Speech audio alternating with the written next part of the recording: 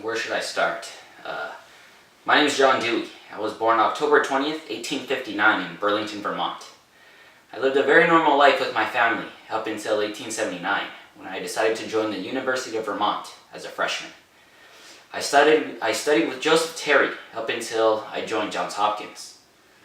This is where I began to truly argue that philosophy arises out of people's struggles to deal with both social and moral problems. In 1884, after I graduated from Johns Hopkins, I accepted a job at the University of Michigan.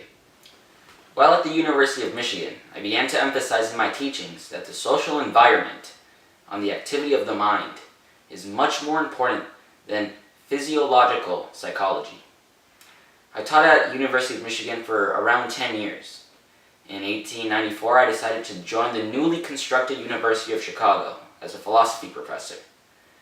While at the university, I began to develop my belief in an empirically based theory of knowledge. This was associated with the newly emerging pragmatic philosophy. Not only this, but I also discovered two observations while at the university. One is, we cannot understand a philosophy without the awareness of the social forces it produces. Two, that any philosophy has worth only to the degree that it helps people resolve their problems. Over the next few years, I continued studying this, and in 1899, I created the University of Chicago Laboratory Schools. This allowed me to actualize the pedagogical beliefs that proved material for my first major work on education. I started to realize that philosophy does not originate out of intellectual material, but out of social and emotional material instead. Due to, let's say, some disagreements with the administration of the university, I left.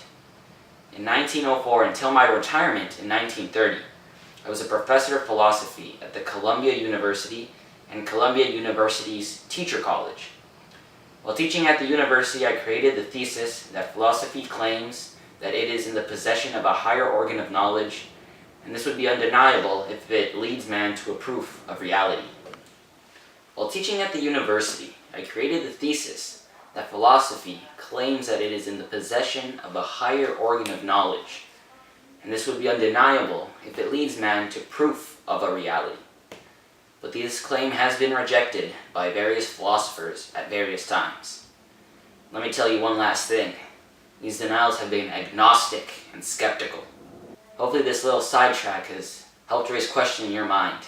And if it did, it helped and succeed in you questioning philosophies. Thank you for having me.